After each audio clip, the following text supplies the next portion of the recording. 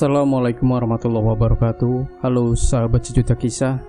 Senang rasanya bisa kembali hadir bersama Anda. Seperti biasa kami akan menyuguhkan cerita-cerita misteri menarik. Dan kesempatan kali ini kami sudah menyiapkan sebuah kisah nyata misteri yang berjudul Kuburan dalam Rumah. Rumah yang mereka tempati saat ini mempunyai 3 kamar, 2 di bawah, sedangkan kamar satunya berada di lantai atas. Ucil dan Andri tidur di kamar bawah, sedangkan Fatur tidur di kamar atas. Sebelum rumah ini dijual, pemilik rumah sudah memberitahu kepada Mbak Arin bahwa rumah ini memang sangat aneh. Banyak orang yang mengontrak di rumah ini, tapi tidak bertahan lama karena sering ada gangguan mistis. Tapi Mbak Arin tidak merasa takut, berniat untuk membeli saja rumah angker ini. Dan pada akhirnya, rumah itu pun dibeli oleh Mbak Arin dengan harga murah. Malam hari di kamar atas ada Fatur sedang teleponan sama pacarnya. Lalu tiba-tiba terdengar suara keran keluar dari kamar mandi yang berada di dekat kamar Fatur. Siapa yang di kamar mandi? Ucap Fatur merasa heran. Yang, bentar ya, aku mau lihat kamar mandi, seperti ada orang. Ucap Fatur pada pacarnya di telepon. Anehnya, setelah dicek, tidak ada siapa-siapa di kamar mandi. Lalu Fatur kembali melanjutkan obrolannya dengan pacarnya via telepon. Fatur ketawa-ketawa, kadang nyanyi-nyanyi, merasa happy malam itu sedang teleponan dengan pacarnya. Jam sudah menunjukkan pukul 12 malam, Fatur pun sudah mulai merasa ngantuk. Akhirnya ia pun memutuskan untuk tidur dan mengakhiri acara teleponannya itu. Karena sudah sangat ngantuk, Fatur pun langsung tepar tertidur sangat pules. Tapi dirasa baru beberapa menit Fatur tertidur. Tiba-tiba Fatur merasakan ada yang menamparnya. Spontan Fatur terbangun sambil mengelus-elus pipinya meringis kesakitan.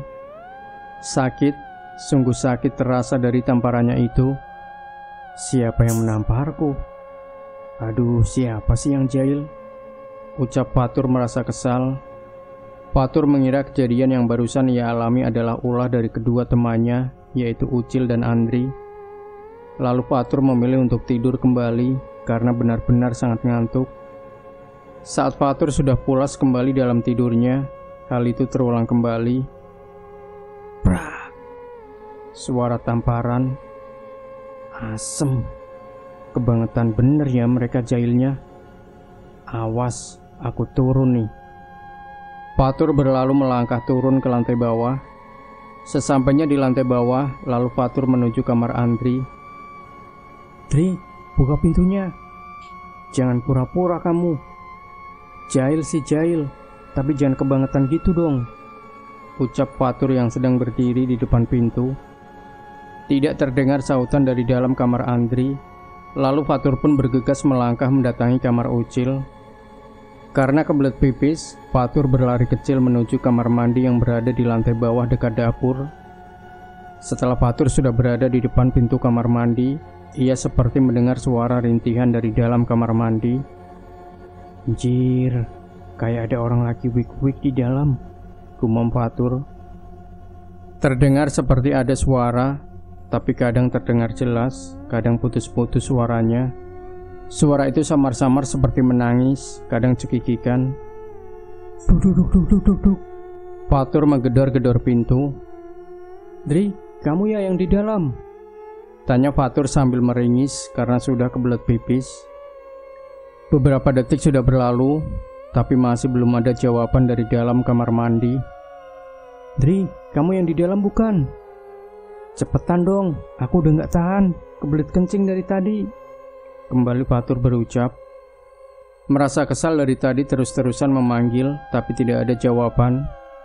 Dan sudah tidak bisa menahan ingin kencing, Fatur mencoba menyerobot masuk ke dalam kamar mandi. Ternyata pintunya tidak dikunci. Lalu pintu pun mulai perlahan dibuka oleh Fatur. Cekrek. Saat pintu sudah terbuka, Fatur melihat di dalam kamar mandi ada sosok rambutnya panjang dengan bajunya berwarna merah sedang bercermin. Siapa kamu? Tanya Fatur. Sosok itu masih terdiam saat Fatur masih terus melihatnya. Tiba-tiba saja sosok itu pun menoleh ke arah Fatur. Mula-mula tersenyum. Kemudian tiba-tiba mulutnya terbuka lebar dan matanya melotot seperti mau keluar. Jir, setan ternyata. Tolong, tolong, ada setan. Fatur lari terbirit-birit ketakutan menuju kamar Ucil. Fatur menggedor-gedor pintu kamar Ucil, tapi masih saja tidak ada jawaban dari dalam kamar Ucil. Sama halnya jika Fatur lakukan ke kamar Andri, sama saja tidak ada jawaban dari dalam kamar Andri. Kebangetan banget kalian. Kalau sudah tidur seperti kebo. Aku panggil-panggil dari tadi gak ada yang bangun. Ucap Fatur merasa kesal. Badannya gemetaran disertai bercucuran keringat dingin. Bulu kuduknya juga ikut merinding. Karena suasana sangat mencekam pada malam itu, Fatur seperti antara mati dan hidup saja. Akhirnya Fatur pun memutuskan kembali ke kamarnya di lantai atas.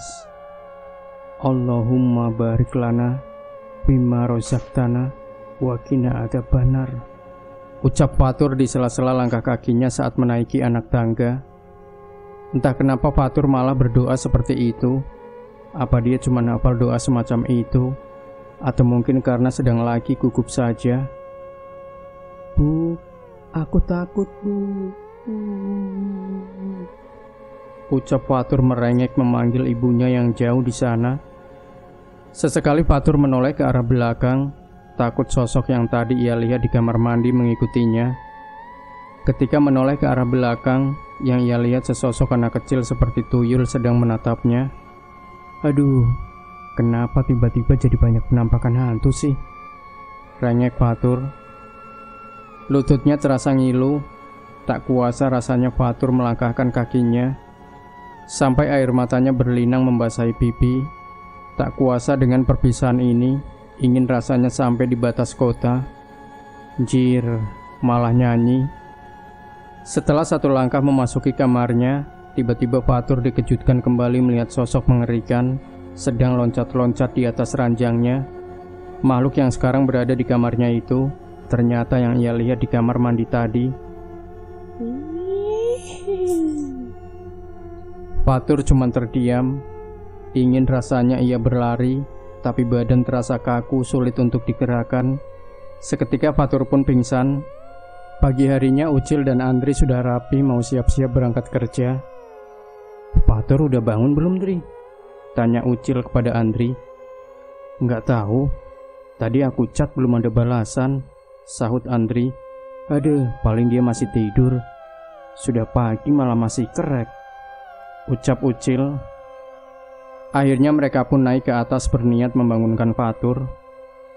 Tur, bangun dong. Kita udah kesiangan nih. Mau kerja gak sih? Ucil membangunkan Fatur.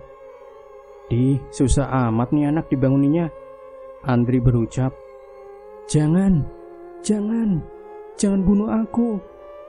Fatur ketakutan setelah membuka mata. Apaan sih? Kamu kenapa? Tanya Ucil. Di mana aku? Aku di mana? Fatur bertanya seperti linglung. Ya di kamar kamu lah. Aneh banget sih, ucap Andri. Oh iya, hehehe. Ada apaan sih? Ganggu aku lagi tidur aja, ucap Fatur. Udah siang nih, ikut kerja nggak? Buruan sana mandi, tegas Andri. Iya, bawel amat sih. Kayak pacarku aja kamu, Andri. Fatur menggerutu melangkah ke kamar mandi. Ternyata semalam Ucil dan Andri sewaktu Fatur turun mendatangi kamarnya, mereka emang lagi tidak berada di rumah. Mereka berdua lagi pergi keluar cari makan. Di dalam mobil yang sedang melaju menuju tempat kerja, mereka ngobrol-ngobrol. Tega kalian semalam ninggalin aku di rumah sendirian. Mau makan gak ngajak-ngajak, ucap Fatur. Ya, orang udah aku telepon, aku chat, kamu diem aja, sahut Andri. Ya udah, pokoknya nanti malam aku tidur di kamarmu ya. Aku takut tidur di kamar atas, pinta Fatur pada Andri. Ogah, nanti aku gatal-gatal karena tidur bareng cowok. Dasar lebay kamu, Andri, ucap Ucil. Serius aku, Andri, nanti malam aku tidur di kamarmu ya, ucap Fatur pada Andri. Kenapa mau tidur di kamarku? udah punya kamar masing-masing juga, ucap Andri merasa heran.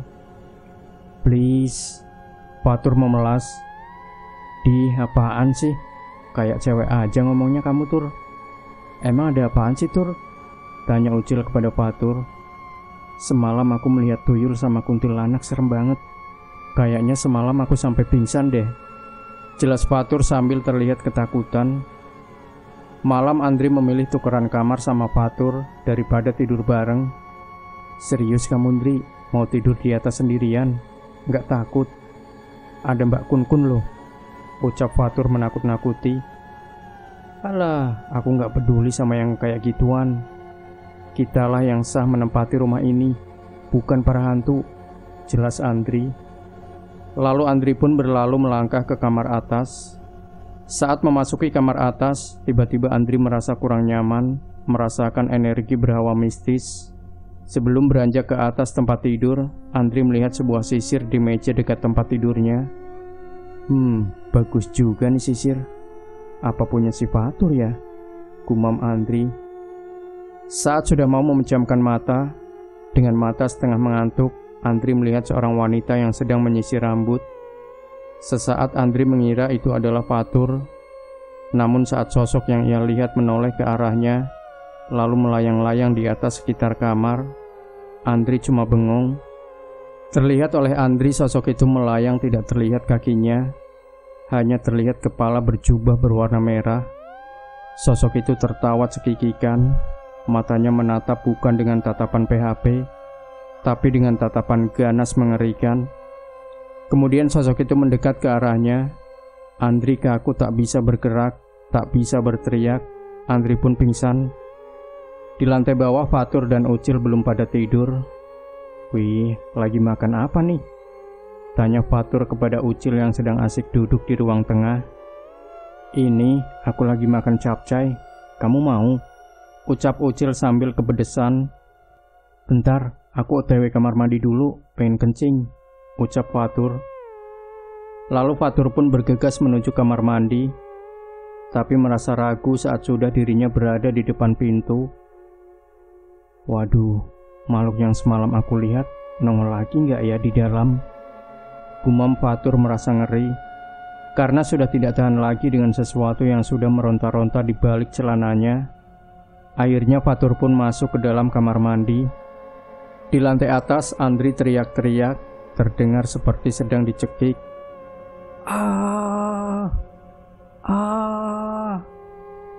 Terdengar suara Andri memekik panjang, lalu senyap, dan pintu kamarnya tiba-tiba terbuka. Dari wajah hingga seluruh bagian tubuhnya Andri penuh cakaran, seperti bekas cakaran binatang buas.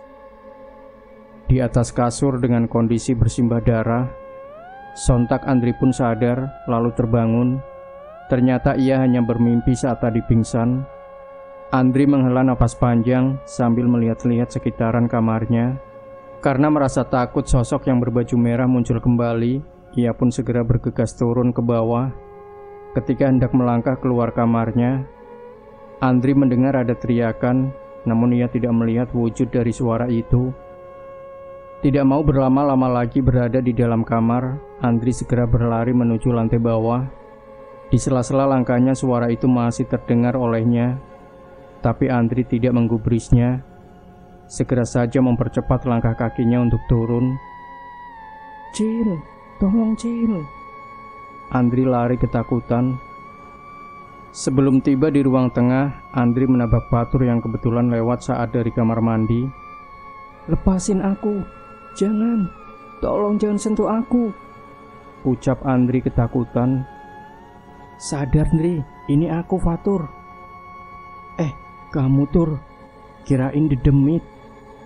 Sialan, aku dikira dedemit. Fatur melihat wajah Andri sangat pucat, seperti tidak ada darah dalam tubuhnya. Baru kerasa kan kamu sekarang? Gumam Fatur sambil nyengir. Lalu kemudian Andri dan Fatur menghampiri Ucil di ruang tengah. Kenapa kalian seperti ketakutan gitu? Tanya Ucil heran melihat ekspresi kedua temannya. Anu Cil, anu, saut Fatur bicara terbata-bata. Anu, apaan sih? Bentar, aku minum dulu, Cil. Haus nih, ucap Andri. Diputarnya tutup botol itu oleh Andri. Tidak dicilat dan dicelupin, tapi ia segera meneguknya. Saat Andri dan Fatur bercerita tentang hal yang ia alami pada malam itu, tiba-tiba ada suara terdengar dari kamar atas. Wrrr, wrrr, kurr. Suara apa itu, Cil? Andri, kalian dengar suara aneh nggak barusan? Ucap Fatur. Andri dan Ucil pun cuma mengangguk-anggukan kepalanya tanda mengiyakan. Coba kita lihat ke atas yuk, ajak Ucil kepada Fatur dan Andri. Aku takut, Cil. Iya, Cil, aku juga, ucap Fatur dan Andri. Udah, kita kan bertiga, masa takut? Ucil menegaskan pada kedua temannya. Lalu akhirnya mereka bertiga pun sepakat naik ke lantai atas untuk memastikan dari suara misterius itu. Sesampainya di kamar atas, mereka tidak mendengar suara itu. Lalu setelah jeda beberapa menit, di saat suara itu muncul kembali, mereka bertiga pun perlahan mendekati dari arah suara itu. Dan setelah diamati, suara itu ternyata dari arah luar. Lalu mereka pun perlahan menuju balkon ingin memastikan suara apa sebenarnya. Rumah yang ditempati sebelahnya adalah lahan kosong 1 petak, dan ada pohon tinggi sampai dahannya mengarah ke balkon kamar yang di atas. Mereka pun mengintip dari jendela. Terlihat oleh mereka ada sesosok sedang berada di pohon itu. Bentuknya seperti burung, ukurannya segede kambing. Anehnya hewan itu matanya menyala seperti api, kemudian bersuara seperti ayam jantan berkokok. Tak lama sosok itu hilang. Tur, aku tidur bareng kamu ya, ucap Andri pada Fatur. Bukannya kata kamu suka gatal-gatal kalau tidur bareng cowok, hah? Fatur tertawa puas merasa bisa membalikan kata-kata dari Andri kemarin. Andri pun malam itu tidur sekamar bareng Fatur di kamar bawah, sementara Ucil tidur sendiri di kamarnya. Dari mana kamu, Andri? Tanya Ucil pada Andri. Habis dari warung, beli rokok, ucap Andri. Ah, kamu mau ke warung gak bilang-bilang. Tahu gitu aku nitip. Ya elah, masa aku ke warung harus bilang kamu dulu? Rokok aku juga habis. Coba sini, mana rokokmu? Pinta Ucil pada Andri. Setelah memberikan rokoknya, Andri mengambil gitar, lalu keluar rumah sambil santai di teras menikmati udara malam sambil bermain gitar. Saat itu Fatur lagi tidak berada di rumah, ia sedang pergi keluar jalan sama pacarnya. Malam itu Ucil mendadak terasa lapar, mau keluar cari makan. Ucil lagi malas keluar rumah, akhirnya ia pun masak mie instan yang sudah tersedia. Lumayan buat ganjal perut sementara. Ucil berniat nanti cari makannya kalau Fatur sudah pulang ke rumah. Kompor sudah dinyalakan, air pun di dalam wajan sudah mulai mendidih. Ucil mulai memasak mie instan, mie rasa kare. Tak lupa dikasih telur biar tambah jadi spesial.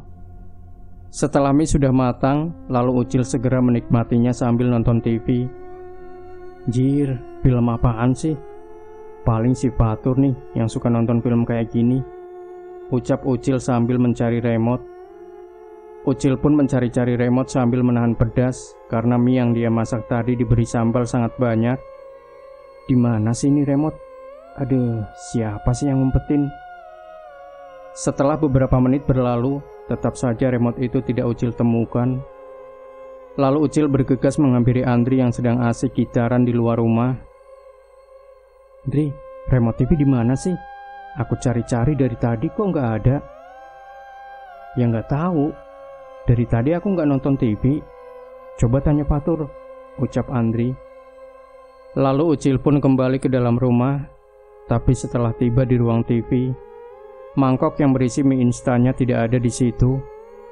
Loh, kemana miku yang hot itu? Perasaan tadi aku taruh di sini.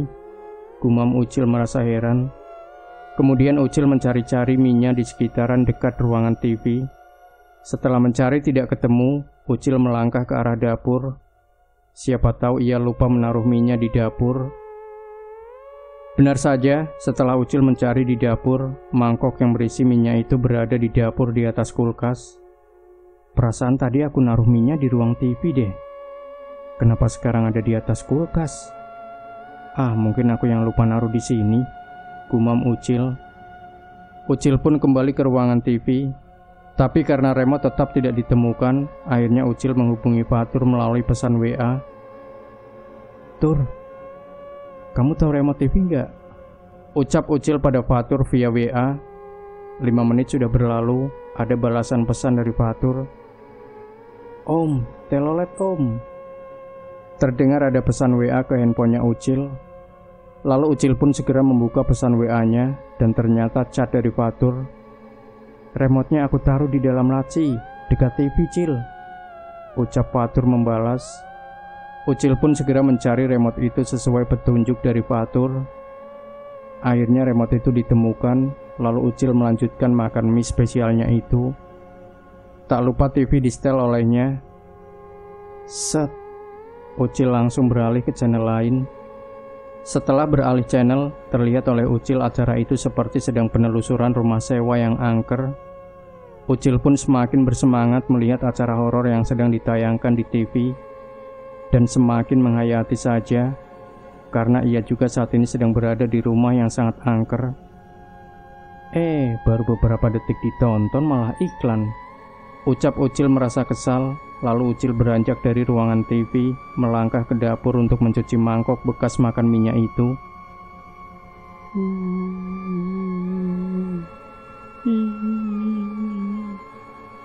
Terdengar oleh Ucil seperti ada suara yang sedang menangis. Suara apa itu?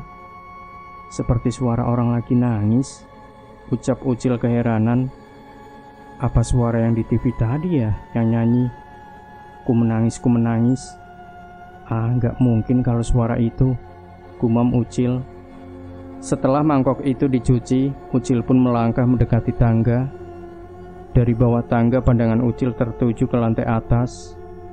Ia masih penasaran dengan adanya suara tangisan itu. Perlahan Ucil pun melangkah ke arah kamar mandi. Setelah pintu dibuka, dor. Ngendap-ngendap masuk kamar mandi, lagi ngapain sih? Ucap Andri ngagetin dari arah belakang. Kamu Andri, ngagetin aja.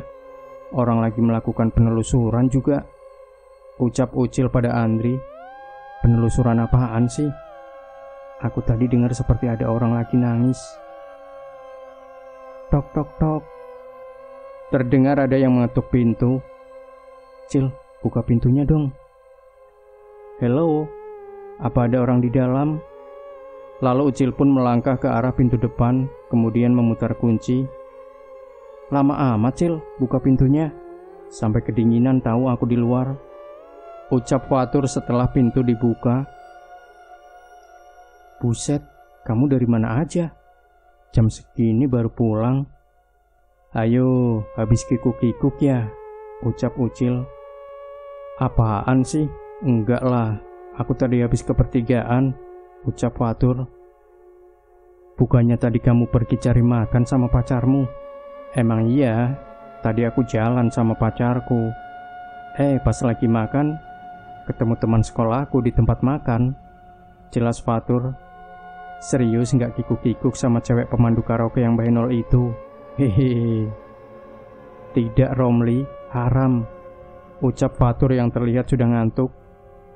Saat mereka tertidur, tiba-tiba terdengar seperti suara angin besar menerpa sehingga membuka pintu depan.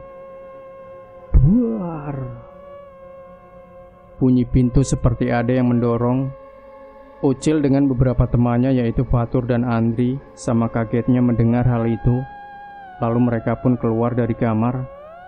Ada apa Cil? Kamu dengar suara benturan ke pintu nggak barusan? Tanya Fatur. Iya aku dengar, makanya aku keluar dari kamar. Andri wajahnya sudah terlihat pucat, tidak bisa berbicara sepatah kata pun pada saat itu. Kamu kenapa Andri? Tanya Fatur. Enggak apa-apa.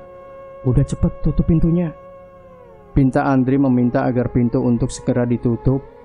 Tidak lama berselang setelah pintu ditutup, saat mereka hendak kembali ke kamar, terdengar oleh mereka ada suara seperti orang lagi mandi di kamar mandi lantai atas. Mereka pun memberanikan diri untuk melihat ke kamar mandi yang berada di lantai atas. Sebenarnya dalam diri mereka terbersit pikiran aneh dan juga horor. Pasalnya merasa heran dengan adanya orang mandi dan lampu kamar mandi tidak dinyalakan. Sudah yakin itu pasti hantu, karena cuma mereka bertiga yang tinggal di rumah itu. Ketika jarak sudah beberapa langkah dari pintu kamar mandi, suara gemericik air sudah hilang. Setelah dibuka pintu kamar mandi, alangkah terkejutnya mereka melihat lantai kamar mandi tidak ada bekas air dan terlihat kering seperti tidak pernah dipakai mandi. Lalu seketika itu mereka mencium aroma bau yang teramat busuk mengganggu penciuman hidung mereka. Ucil pun memberanikan diri perlahan menoleh ke belakang. Setelah apa yang dilihat, tiba-tiba saja Fatur yang berada di belakang tersenyum. "Maaf ya, aku kentut," ucap Fatur. "Sungguh terlalu kau, Ani." "Maaf Romli, gak tahan, mulis beteng nih." Fatur cuma cengengesan saja. Untung cuman aromanya aja yang keluar. Coba kalau sekalian sama ampasnya, pasti horor deh, Andri menyaut. Jam menunjukkan pukul 11 malam. Mereka bertiga baru pulang nonton konser band di Gor Satria. Sesaat Ucil dan Fatur nonton TV, sementara Andri langsung tidur. Saat sedang asik nonton TV, dari arah dapur mereka berdua melihat bayangan hitam sangat jelas melintas. Sesaat mereka saling pandang setelah menyadari atas apa yang barusan dilihatnya. Menit kemudian terdengar ada orang menangis. Kali ini tangisan itu bukan dari kamar atas, tapi terdengar dari arah kamar mandi dekat dapur. "Bangunin Andri, Cil," ucap Fatur pada Ucil sambil gemetaran. "Gak usah, mending kita langsung tidur aja," Ucil berkata sama gemetar ketakutan. Malam itu sungguh terasa mencekam sekali ketika ada suara seorang wanita bernyanyi tembang sambil menangis. Karena sudah merasa ketakutan, malam itu mereka tidur bertiga di kamar Andri. Paginya Andri menelpon bosnya di Magelang, lalu cerita atas apa yang mereka keluhkan di rumah ini. Dan mereka pun memutuskan untuk sementara nginep di unit tim lainnya yang tempatnya masih berada di kota itu. Saat bos mereka sedang berada di kota Jogja untuk menghadiri seminar Gapopin, beliau ketemu dengan beberapa relasi yang sudah lama dikenalnya. Di sela-sela obrolan mereka, bos mereka cerita tentang rumahnya yang banyak gangguan mistis. Dan kebetulan salah satu di antara rekan kerja pernah ketemu dengan seseorang yang pernah menolongnya beberapa tahun lalu. "Ini Pak, coba hubungi saja nomor ini. Insya Allah ada jalan keluarnya untuk masalah yang sedang Pak Arda keluhkan," ucap Pak Hendri. Lalu nomor telepon itu pun ia save, karena masih 2 hari lagi baru bisa pulang ke Magelang. Lalu bos Arda menyuruh istrinya untuk menghubungi nomor tersebut. Di tempat yang berbeda, sore hari saat sedang santai di kamar, Jahwan teralihkan mendengar suara dering dari HP-nya. Setelah dilihat layar HP, tidak ada namanya alias nomor baru. Tadinya Jahwan membiarkan saja, tapi setelah panggilan telepon itu berulang sampai 2 kali, Jahwan pun akhirnya menekan tombol hijau untuk menerima panggilan. "Halo, apakah benar ini dengan Mas Jahwan?"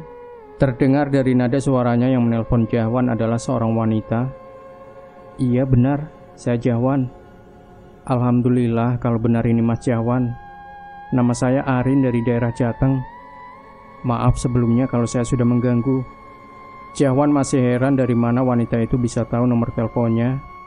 Di pembicaraan telepon, wanita yang bernama Arin bermaksud meminta agar Jahwan bisa datang ke rumahnya. Dari dulu Jahwan memang ingin sekali pergi ke daerah Jateng. Ya pengen tahu aja, sekalian nambah-nambah pengalaman. Tapi tidak ada seseorang pun yang ia kenali di daerah itu. Kalau ke sana tanpa sebab alias cuma main gak ada tujuan yang pasti, rasanya masih sungkan untuk Jahwan pergi ke sana, ditambah jaraknya sangat jauh. Mungkin sekaranglah saatnya momen untuk pergi berkunjung ke daerah Jateng, sekalian bertemu dengan seseorang. Karena sudah di backup ongkos perjalanan untuk pergi ke sana, jadi Jahwan tidak bisa menunda lagi, harus segera berangkat. Jahwan berangkat habis maghrib dari terminal Pakupatan Serang Banten, lalu turun di daerah Cilenyi jam 10 malam. Setelah sholat Isya, sejenak Jawan duduk di warung kopi sambil nunggu bis jurusan yang akan ia tuju. Di tempat itu, Jawan berkenalan dengan seseorang yang berasal dari daerah Wonosobo. Orang itu berniat pergi ke Jakarta, mau bekerja sebagai supir bis. Setelah ada kira-kira 1 jam lebih Jawan menunggu, akhirnya bis yang ia tunggu datang juga. Rasa lelah menempuh perjalanan yang sangat jauh. Jawan tertidur di atas bis yang sedang melaju menuju daerah Purwokerto. Jam 5 pagi Jawan baru sampai di terminal Bulupitu Purwokerto. Di ruang tunggu Jawan duduk, lalu telepon Mbak Arin memberitahu bahwa ia sudah sampai di daerah ini.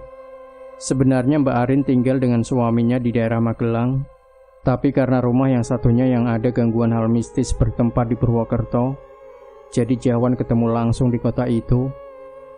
20 menitan menunggu, akhirnya Mbak Arin tiba di terminal. Orangnya masih muda dan usia kira-kira 30 tahunan. Mbak Arin melangkah ke arah Jawan sambil tersenyum lalu menyapa. Mobil melaju menuju pusat kota, kemudian berbelok ke arah perumahan. Di depan terlihat ada rumah cat berwarna putih yang dikelilingi pagar teralis, lalu mobil pun berhenti. Jawan turun dari mobil, sesaat melihat-lihat area sekitaran. Detik kemudian melangkah menuju rumahnya Mbak Arin. "Silakan, duduk dulu Mas," ucap Mbak Arin. Kemudian dia pergi ke belakang, sementara Jawan duduk menunggu di ruang depan. Seketika di dalam rumah itu, Jawan tiba-tiba merasakan energi negatif yang sangat kuat, tapi ia mencoba tetap untuk tenang. Beberapa menit kemudian Mbak Arin datang. Ia melangkah sambil membawa 2 gelas air minum. "Diminum dulu Mas," ucapnya sambil nyodorin gelas berisi air teh. "Iya Mbak, terima kasih." Sesaat Jawan meminumnya. Mbak Arin bercerita, rumah ini ditempati oleh 3 orang yang bekerja pada perusahaan milik suaminya, dan mereka sering mengalami gangguan hal mistis. Rumah itu memang angker, maka dari itu orang-orang yang bekerja pada suaminya di unit kota ini pada tidak mau tinggal di rumah angker ini.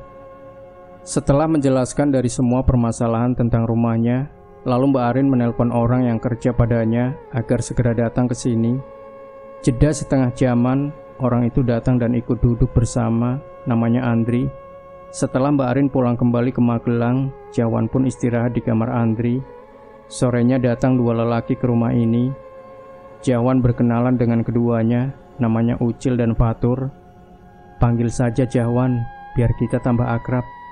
Kita kan masih seumuran juga," ucap Jawan pada mereka. Malamnya jam 7 Jawan diajak makan oleh mereka. Duduk di hamparan karpet, menikmati suapan demi suapan sambil nonton TV. "Wan, sebenarnya apa yang terjadi dengan rumah ini?" tanya Andri pada Jawan. "Entahlah, aku belum tahu secara pasti, karena aku belum menyelidikinya," ucap Jawan. "Malam ini apalagi ya yang akan terjadi di rumah ini?" Fatur berucap. "Emang malam sebelumnya ada apa?" Jawan bertanya dengan rasa heran. Fatur pun menceritakan kejadian mistis yang ia alami di rumah ini pada Jawan. Begitu juga dengan Ucil dan Andri, mereka bercerita hal mistis yang mereka alami. Jam menunjukkan sudah pukul 8 malam, lalu Jawan tidur di kamar Andri, dan Andri tidur dengan Fatur di lantai atas, sedangkan Ucil tidur sendiri di kamar depan. Malam beranjak semakin larut. Kamar yang Jawan tempati saat ini agak berada di belakang, dekat dengan dapur, dan di sebelah kiri ada kamar mandi. Jam sudah menunjukkan pukul 1:05 dini hari. Suasana rumah sangat sunyi. Jawan rasakan pada malam itu. Lalu Jawan melangkah berniat ingin pergi ke kamar mandi untuk buang air kecil. Beberapa menit kemudian, suara pintu kamar mandi kembali terbuka. Jawan melangkah menuju ruangan tengah, kemudian duduk di sofa. Di sana Jawan terus memandangi area sekitaran dalam rumah. Ia masih belum tahu pasti apa sebenarnya sampai rumah ini banyak gangguan mistisnya. Saat Jawan masih terus mengamati ruangan demi ruangan di dalam rumah, tiba-tiba Jawan mendengar dari arah belakang dekat dapur ada suara seorang wanita. Terdengar suara itu menyanyikan sebuah tembang sambil terisak lirih, membuat hati ini merasa iba saat mendengarnya. Perlahan Jawan melangkah menuju arah dapur. Di sana ia mencari setiap sudut untuk memastikan suara itu berasal. Bau harum kembang melati tiba-tiba saja menyeruak di sekitaran tempat itu, dan saat pandangan Jawan mengarah ke arah tangga, Jawan melihat sosok ibu-ibu sedang menggandeng anak kecil. Kemudian Jawan pun mencoba menghampirinya, tapi sosok itu tiba-tiba saja menghilang.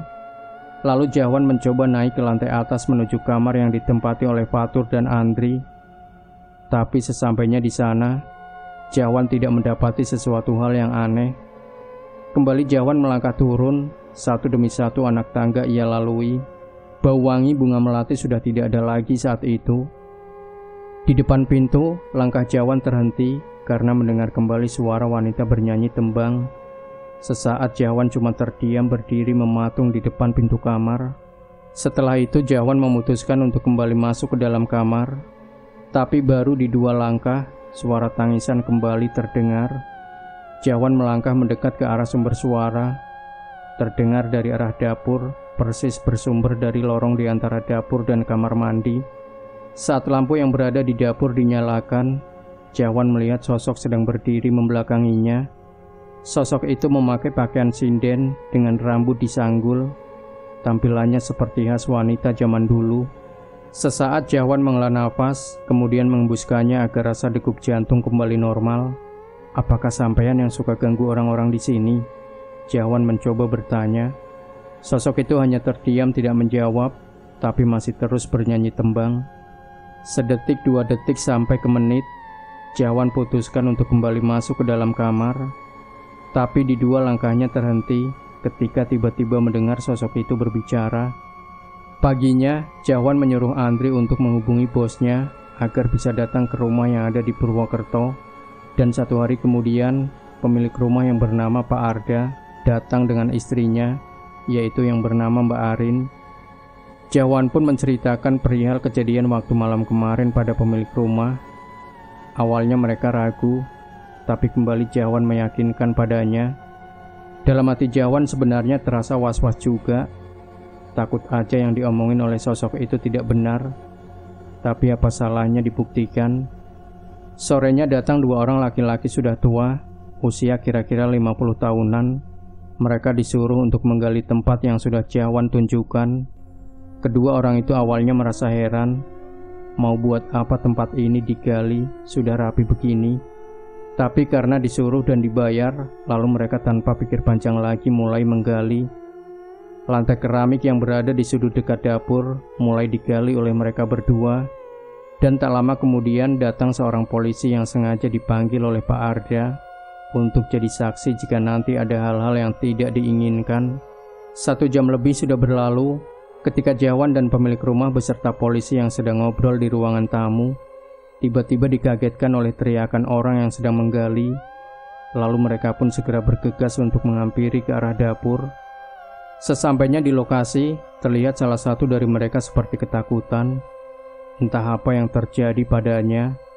"Pak Arda, ini gimana sih? Kenapa nggak bilang dari awal kalau kami disuruh menggali mayat yang terkubur di sini?" ucap salah satu dari mereka. "Memangnya Bapak lihat apa?" tanya Pak Arda heran. "Lihat sendiri aja Pak, ada tulang manusia di sana," jawabnya. Lalu setelah diperiksa dan ternyata benar saja, ada 1 kepala manusia dan beberapa potongan tulang lainnya di lubang galian itu. Lalu penggalian pun diteruskan karena dikhawatirkan masih ada tulang yang lainnya. Setelah menggali sudah ada sekitar setengah jam, tidak ada lagi tulang manusia di area itu. Akhirnya penggalian dihentikan, lalu tulang-tulang manusia itu dibawa ke rumah sakit untuk diotopsi. Kemudian Jawan dan Pak Arda beserta istrinya duduk di sofa di ruangan tengah. "Sekarang apakah rumah ini sudah aman dari gangguan hal mistis? Dan selanjutnya harus bagaimana lagi Mas?" tanya Pak Arda pada Jawan. "Insya Allah Pak, rumah ini tidak ada teror lagi yang mengganggu. Cuma saya minta tulang manusia yang ditemukan di rumah ini dikuburkan dengan layak," jelas Jawan. Setelah mengobrol beberapa saat, Jawan menyuruh Pak Arda untuk pulang saja kembali ke Magelang karena kasihan Mbak Arin terlihat ketakutan di sini. Sorenya, Andri, Fatur, dan Ucil baru pulang kerja. Mereka kaget bukan main setelah Jawan ceritakan soal penemuan tulang manusia pernah dikubur di rumah ini. Menurut cerita dari sosok yang menyerupai wanita yang jasadnya dikubur di rumah itu, katanya dulu dia adalah seorang sinden jaipong, lalu ada seorang Belanda yang suka terhadapnya. Beberapa kali orang Belanda itu mencoba mendekati dan menggoda dengan harta kalau mau nikah dengannya, tapi seorang sinden itu tetap menolak. Sampai suatu hari ia diculik oleh 3 suruhan orang Belanda. Sinden itu disekap dan sering dipaksa melayani nafsu birahi orang Belanda. Entah sudah berapa lama penyiksaan dan pelecehan itu terjadi, sampai pada akhirnya sinden itu meninggal dunia. Kemudian jasadnya dikuburkan di belakang rumah, dan lambat laun, puluhan tahun kemudian, area tempat itu dijadikan perumahan. Salah satu rumah itu yang dibeli Mbak Arin, dan jasad sinden itu terkubur tepat di dapur dekat tangga. Demikian sahabat Sejuta Kisah, jangan lupa berikan komentar Anda, like, share video ini, subscribe channel Sejuta Kisah, dan nantikan kembali cerita-cerita misteri terbaru dari kami. Wassalamualaikum warahmatullahi wabarakatuh.